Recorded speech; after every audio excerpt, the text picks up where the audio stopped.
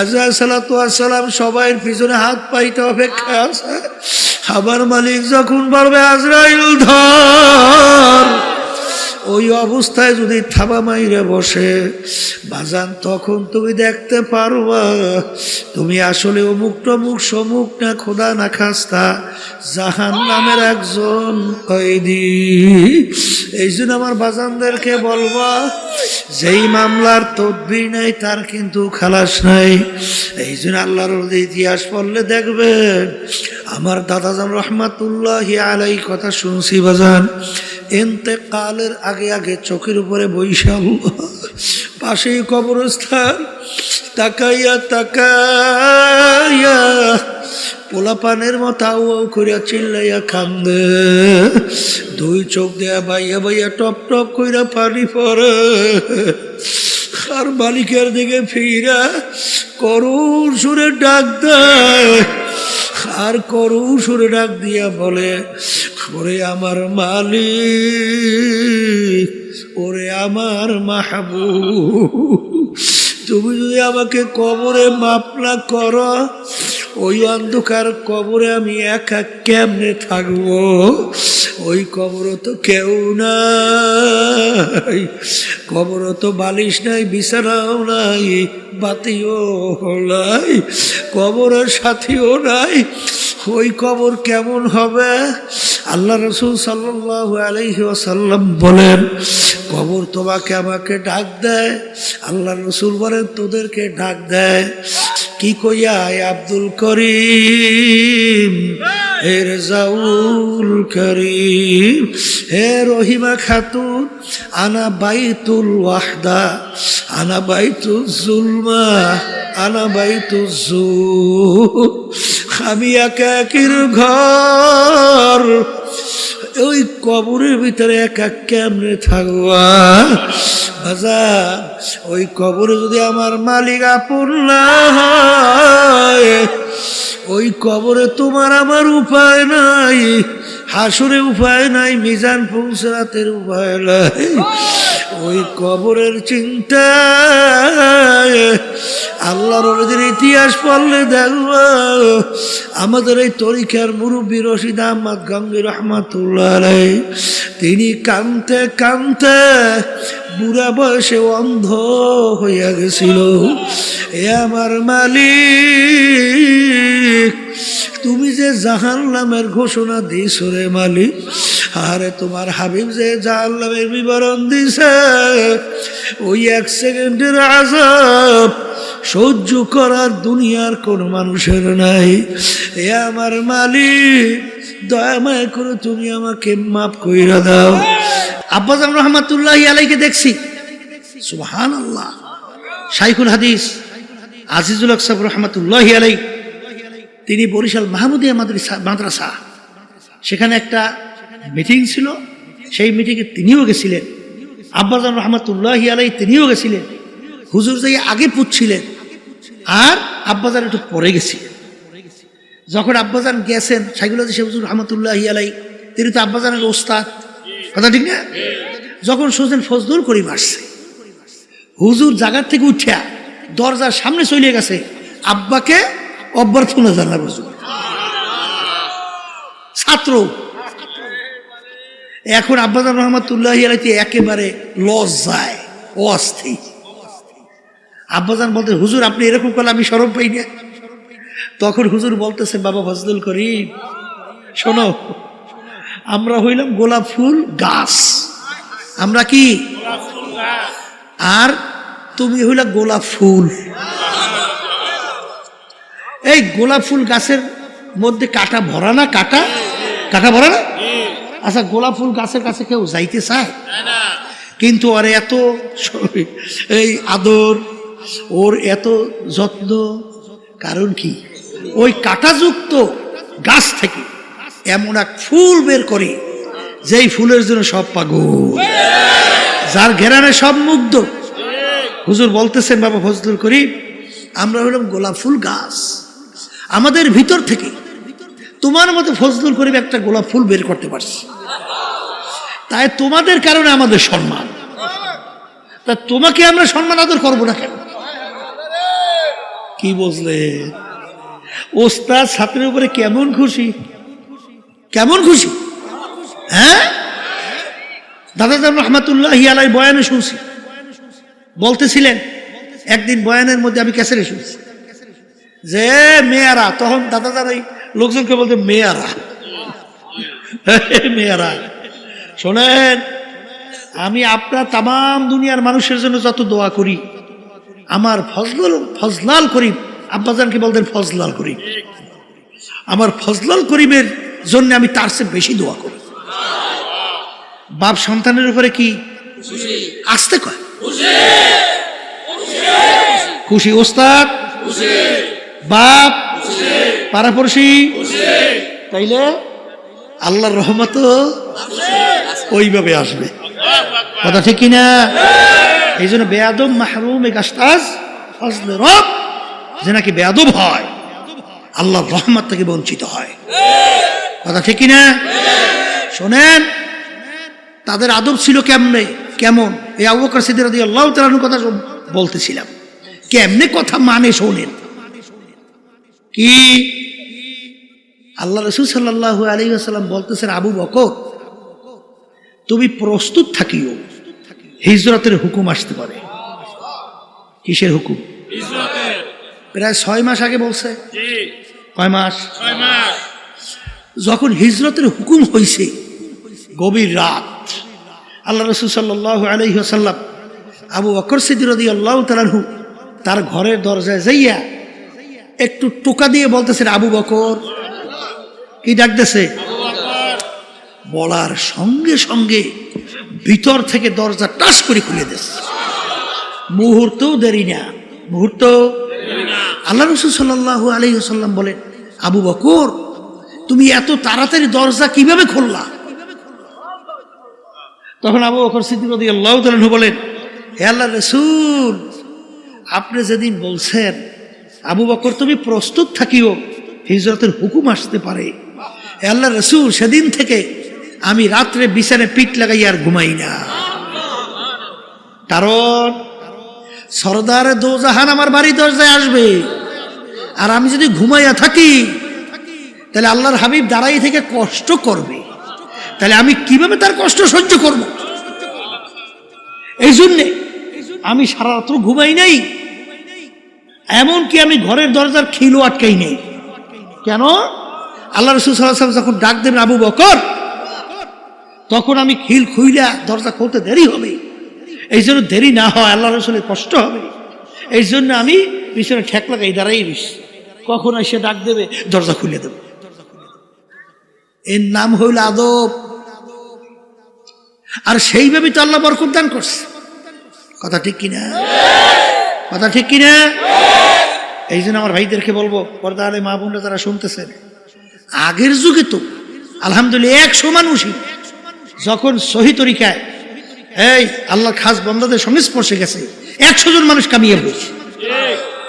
কারণ তাদের আদব ছিল এরকম, যা বলতো তাই মানত। কথা ঠিক না বেটি? কিন্তু বর্তমানে এক শ্রেণীর চালাক, শব্দটা কি? চালাক হইলে ওই আল্লাহর রহমত থেকে বঞ্চিত হয়। ঠিক কিনা? এই জন্য আমার বাজানদেরকে বলবো, একটু পরীক্ষা করে দেখেন, যারা সহি তরিকার সাথে হক্কানি আলেমদের সঙ্গে, সাদিকিন বন্দাদের সঙ্গে সম্পর্ক রাখে, দিন আর দিন তাদের নেক আমল বাড়ে না? আমি কি ভুল বলছি নাকি? না ঠিক বলছি? ঠিক বলছি? আলহামদুলিল্লাহ। তাহলে নেক আমল বাড়ে, গুনার থেকে ফিরতে পারে না? আসতে কয় পারে কি পারে না? পারে। তাহলে এখানে দেখেন, সাদিকিন বন্দাদের সংস্পর্শে যাওয়ার কারণে নেক আমল বাড়ে, আপনারাই বলছে। এই তারপর গুনার থেকে ফেরা যায়, চোখে কি পানি আসে? আসতে কয়। হ্যাঁ, আচ্ছা, যাদের এই সাদিকিন বন্দাদের সংস্পর্শে যায় না, ওদের চোখে পানি দেখেন? মুঠো দেখেন, একটু হাত উঠে খালি কান্দে, আল্লাহর কাছে মাপ চায়, দেখছে? চোখে পানি তো আসে না, আসে? আর চোখের পানি ছাড়া জাহান্নামের আগুন ঠান্ডা হয়? কোনোদিন হয়? তা আল্লাহ রাসূল সাল্লাল্লাহু আলাইহি ওয়াসাল্লাম কি বলছেন? কি বলছেন?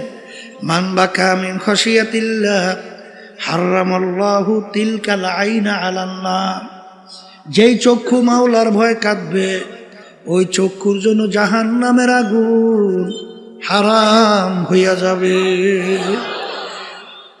আল্লাহ রসুল বলেন, লা ইয়ালিজুন নারা মান বাকা মিন খাশিয়াতিল্লাহ হাত্তা ইয়াউদাল লাবানু ফিদ দারএ, যেই চক্ষু আমার মাওলার ভয় কাঁদবে ওই চক্ষু জাহান্নামে দেওয়া এরকম অসম্ভব হবে। যেরকম গাভীর বান্দার থেকে দুধ দোহাইয়া ওই বান্দের ভিতরে ঢুকানো যেরকম অসম্ভব, আল্লাহর বান্দা বান্দিকে এরকম জাহান্নামে দেওয়া এরকম অসম্ভব। এই আল্লাহর বান্দারা আমি বলিনি, আল্লাহ রসুল বলছেন, আমি শুনাইতেছি। আল্লাহর হাবিব বলেন, ইবকু ইবকু ফাইল্লাম তাবকু ফাতাবাকু, হে আমার উম্মতরা কান্দ কান্দ, কান্না না আসলে কান্নার ভান ধরো। আল্লাহ রাব্বুল আলামিন কোরআনুল কারীমের ভিতরে বলেন, ফালিয়াদহাকু কালিলা ওয়ালিয়াবকু কাসীরা, হে আমার বান্দা বান্দিরা বেশি বেশি পরিমাণে কাঁদো, কম কম হাসো।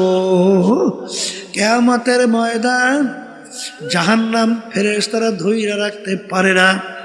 আল্লাহ নবী সাল্লাল্লাহু আলাইহি ওয়াসাল্লাম সিজদায় পড়ে কান্দে, হে আমার মালিক, তোমার ইজ্জতে জালালের কসম খাই আমি বলছি, আজকে যদি জাহান্নাম আমার একটা উম্মতকে খাইয়া ফেলে, আমি রাসূল তোমার বেহেশতে যাব না। আল্লাহ রাব্বুল আলামিন বলে, হাবিব গো মাথা উঠান, এই পানি নিয়ে জাহান্নামের দিকে ছিটানি মারেন। যখন পানি নিয়ে জাহান্নামের দিকে ছিটানি মারবে, জাহান্নাম কেত কেত কইরা পিছনে দৌড় মারবে। আল্লাহ হাবিব সাল্লাল্লাহু আলাইহি ওয়াসাল্লাম আশ্চর্য হইয়া বলবেন, রব্বুল আলামিন এত ফেরেশতা জাহান্নামকে ধইরা রাখতে পারে না, এ কোন কুদরতি পানি, যেই পানি দেওয়ার সঙ্গে সঙ্গে জাহান্নাম কেত কেত করে পিছনের দিকে দৌড় মারলো। আল্লাহ রাব্বুল আলামিন বলে, হাবিব গো, এ কোনো কুদরতি পানি না, এ হলো আমার বান্দা বান্দি আপনার উম্মতেরা দুনিয়া থাকা অবস্থায় যারা এই জাহান্নামের ভয়, আমার আযাব ও গজবের ভয়, দুই চোখের পানি সেইরা কাইদা আমার কাছে মাপ চাইছে, ওই চোখের পানি হলো এই পানি। এই আল্লাহর বান্দারা, পর্দা আলে মা বোনেরা, এক শ্রেণী বর্তমানে বক্তা এক ওয়াইজিন বের হইল, আরে শুধু বয়ানের ভিতরে মানুষকে হাসায়, বলেন নাউজুবিল্লাহ। বাজান কহকা হাসি অর্থাৎ বড় জোরে শব্দ করে আসলে হারাম কবিরা গুনাহ হয়। আল্লাহ নবী সাল্লাল্লাহু আলাইহি ওয়াসাল্লাম তার জীবনে একবারও জোরে উল্লেখ কইরা শব্দ কইরা কহকা হাসি জীবনে একবারও হাসেন নাই। তিনি বেশি সময় মিসকি হাসতেন, অনেক সময় একটু বেশি হাসলে বহে সামনে দুই একটা দাঁতের মাথা দেখা যাইতো। কারণ কি, আল্লাহর হাবিবের ইতিহাস পড়লে দেখবেন আল্লাহর হাবিব সাল্লাল্লাহু আলাইহি ওয়াসাল্লাম অনেক সময় এমনভাবে কাঁদতেন, কান্নাহু তল্লুন, মনে হয় যেন হালকা বৃষ্টি পড়তেছে। আর আলী রাদিয়াল্লাহু তাআলা আনহু, আমার মাওলার ভয়, মাওলার আযাব ও গজবের ভয়, মালিকের জাহান্নামের ভয়, কাঁদতে কাঁদতে গালের ভিতরে দাগ পড়ে গেছিল। লোকেরা বলে, আমির দাগে ঔষধ লাগান ভালো হবে। তিনি বলেন, আমার সাথীরা, কিয়ামতের ময়দানে মালিক যখন জিজ্ঞাসা করবে, ওমর কি আমল আমার কাছে নিয়ে আসছো, বলবো মালিক তোমার ভয়, তোমার জাহান্নামের ভয়। কাঁদতে কাঁদতে কালে দাগ পরাইয়া নিয়ে আসছি। এ কবরের যাত্রীরা, যেই মামলার তদবির নাই তার কিন্তু খালাস নাই। বাজান দুনিয়ার কেসের ভিতরে পড়লে সেখানে যদি তদবির না করেন কেসে ভালো ফলাফল পাওয়ার আশা করা যায় না। হে কবরের যাত্রীরা, তোমার আমার সামনে আখিরাতের 5টা মামলা দাঁড় হইয়া আছে। একটা মৌতের মামলা, কবরের মামলা, মিজান পুসরাতের মামলা, কিয়ামতের ময়দানের মামলা। এই মামলায় যদি তদবির না করো দুনিয়া থাকো অবস্থায়, ওই মামলায় শুধু ভালো ফলাফলের আশা করা যায় না। বাজার আমার মৌত কি ঈমান সহকারে হবে না কোন অবস্থায় হবে, এই চিন্তা যারা করবে এবং মৌত ঈমান সহকারে হওয়ার জন্য যারা চেষ্টা করবে, আল্লাহর ফজলও করবে, তাদের ঈমান সহকারী মৌত হবে। বাজার এরকম শত শত হাজার হাজার ঘটনা বাজার বাংলাদেশের মধ্যেও আছে। আহারে মৌতের পূর্ব মুহূর্তে তাদের জবান থেকে কালিমা বের হইতে আছে। আল্লাহ আমার জন্য, আমাদের সবার জন্য কবুল করে না। হাদিসের ভিতরে আসছে, মান ক্বালা লা ইলাহা ইল্লাল্লাহ ফাদাখালাল জান্নাহ। অন্য হাদিসের ভিতরে হাক্কান, যে কালিমার হক আদায় করতে পারবে এবং সেই অনুযায়ী কালিমা পাঠ করবে, সে বেহেশতের ভিতরে ঢুকবে। এ কবরের যাত্রীরা দলাদলি বুঝি না। কবরে কিন্তু কোনো দলের পরিচয় নাই, কোনো পীরের পরিচয় নাই, কোনো মুরিদের পরিচয় নাই। তুমি বড় বংশের না ছোট বংশের, শিক্ষিত না অশিক্ষিত, সুন্দর না কালো, সম্পদের বেশি মালিক না কম মালিক, তুমি কি রাস্তার ফকির না বাদশাহ, এই পরিচয় কিন্তু কবরে চলবে না। আমার বাজানদেরকে বলবো, পর্দালে মা বোনদেরকে বলবো, কবরে কিন্তু প্রশ্ন 3টা। 1 নম্বর প্রশ্ন মান রব্বুকা, 2য় নম্বর প্রশ্ন আমা দীনুকা, 3য় নম্বর প্রশ্ন আমার নাবিয়ুকা। এই 3 প্রশ্নের ভিতরে কোথায় কিন্তু আছে তুমি পীর না মুরিদ, তুমি কি চৌধুরী বংশের না তালুকদার বংশের, না তুমি সৈয়দ বংশের, আছে? তুমি কি সুন্দর না কালো, আছে? তুমি কি ধনী না গরিব, আছে? তুমি কি শিক্ষিত না অশিক্ষিত, এই পরিচয় আছে? যদি নাই থাকে, আমার বাজানদেরকে বলবো, পর্দা আলে মা বোনদেরকে বলবো, দুনিয়ায় কিন্তু আসা একই অবস্থায়, রওনাও কিন্তু করা লাগবে একই অবস্থায়। দুনিয়ার ভিতরে যখন রাজা বাদশাহ আসছে, প্রধানমন্ত্রী আসছে, ল্যাংটা অবস্থায় দুনিয়াতে আসছিল। রাস্তার ফকির সেও যখন দুনিয়াতে আসছে, ল্যাংটা অবস্থায় আসছে। বাজার ভাগ্যের বিনিময়ে কেউ বা বাদশাহ, কেউ বা প্রধানমন্ত্রী, কেউ বা অমুক তমুক সমুক, আর বাজার কেউ বা রাস্তার ফকির। হে কবরের যাত্রীরা যখন কবরে রওনা করবে, বাদশাকেও কিন্তু কাপড় 3টা দিয়েই প্যাঁচ দিবে, আর রাস্তার ফকির তাকেও কিন্তু কাপড় 3টা দিয়েই প্যাঁচ দিবে। বাজান প্রশ্ন কবর কিন্তু একই রকমের হবে। বাদশার জন্য কবর 3.5 হাত, গরিবের জন্য কবর 3.5 হাত। ভাগ্যের বিনিময়ে দুনিয়া কেউ বাদশা, কেউ বা রাস্তার ফকির। হে দুনিয়া পাগল আমার বাবারা, বাজার কিয়ামতের ময়দান, অনেক বাদশা কিয়ামতের ময়দানে ফকির হইয়া উঠবে, আর অনেক ফকির আল্লাহর ফজল করমে বাদশা হইয়া উঠবে। বেলালে হাবশী রাদিয়াল্লাহু তাআলা আনহু দুনিয়ার ভিতরে গোলাম জাদা গোলাম, তার আব্বাও ছিল গোলাম, তিনিও ছিলেন গোলাম। ওদিকে বংশের দিক থেকে একেবারে নিচু, বাজান হাবশ বংশের লোক ছিল। চেহারার দিক থেকে কালো, যারা কালো মানুষ দেখছেন বাজান, হারে কালো তেমন ঠকপথ নাই। শিক্ষার দিক থেকে বকালাম, অর্থাৎ নিজের দস্তখত করতে জানতেন না। ওদিকে সম্পদ টাকার দিক থেকে নিচ্ছ, 1 পয়সারও মালিক ছিলেন না। কিন্তু কিয়ামতের ময়দান, আল্লাহর হাবিব যেই বাহনের উপরে বৈশা বেহেশতে ঢুকবেন, সেই বেহেশতের রশি ধরা থাকবে বেলাল হাবশী রাদিয়াল্লাহু তাআলা আনহু তার হাতে। আল্লাহ আল্লাহর হাবিব যখন সবে মেরাজে গেলেন, বেহেশতের ভিতরে খরমের আওয়াজ পাওয়া যায়। আল্লাহ রাবি জিজ্ঞাসা করে, ভাই জিবরাইল, বেহেশতের ভিতরে কিসের খরমের আওয়াজ?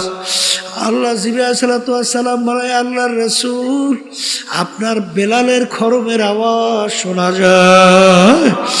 আহ গয়া রসমে আজা রূহে বেলালি না রহি, फलसफा तो रह गया है लेकिन तलकीन गज़ाली ना रही। ए কবরের যাত্রীরা, এ পর্দার আড়ালের মা বোনেরা, কোন দুনিয়ার পিছনে পড়লাম, কোন ক্ষমতার পিছনে পড়লাম, কোন সম্পদের পিছনে পড়লাম? বাজান একটু চিন্তা করো, চক্ষু বন্ধ করো, একটু মুরাকাবা করো, দেখবা সব ফাঁকি আর ফাঁকি।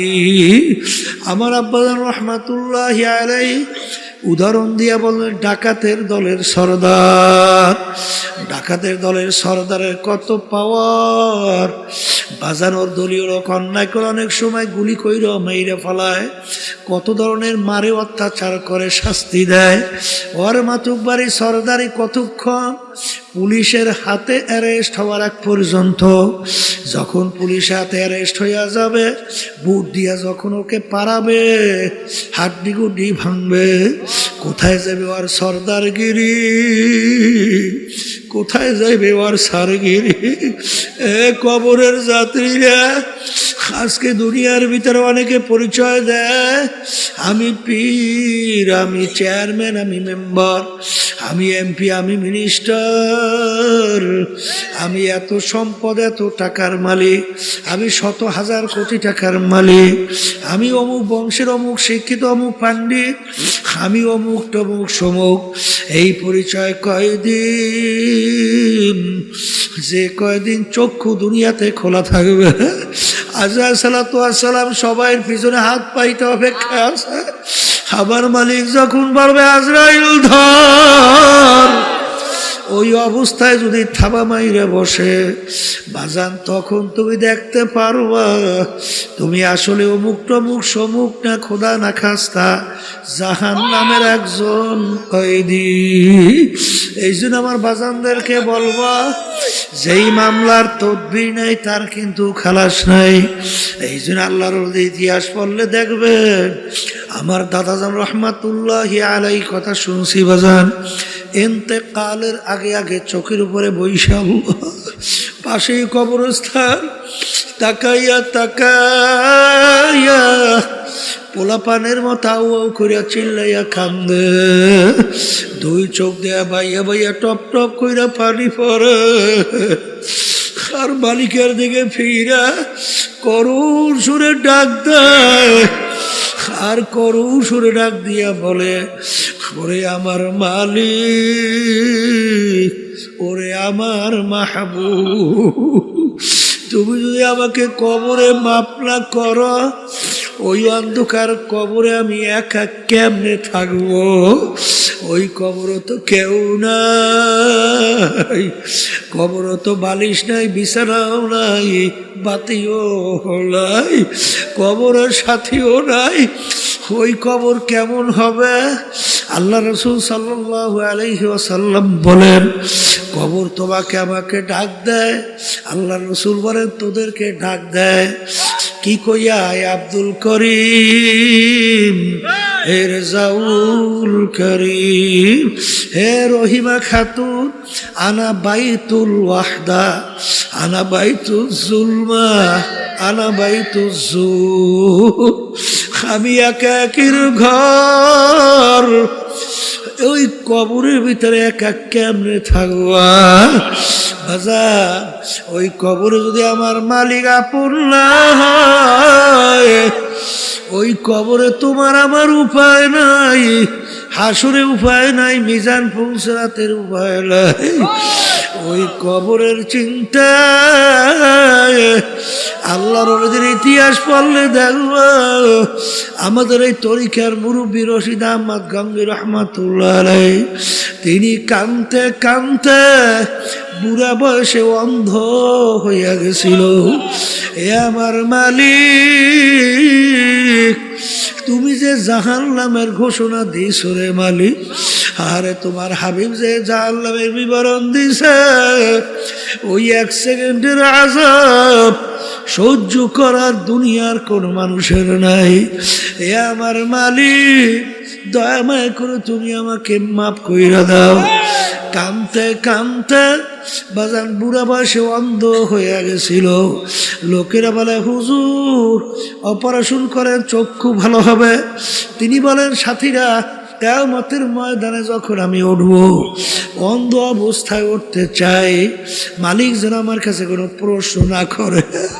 মালিক যদি প্রশ্ন করে আমার কোনো উপায় নাই, এই জন্য আমি মালিকের সামনে অন্ধ অবস্থায় দাঁড়াইতে চাই।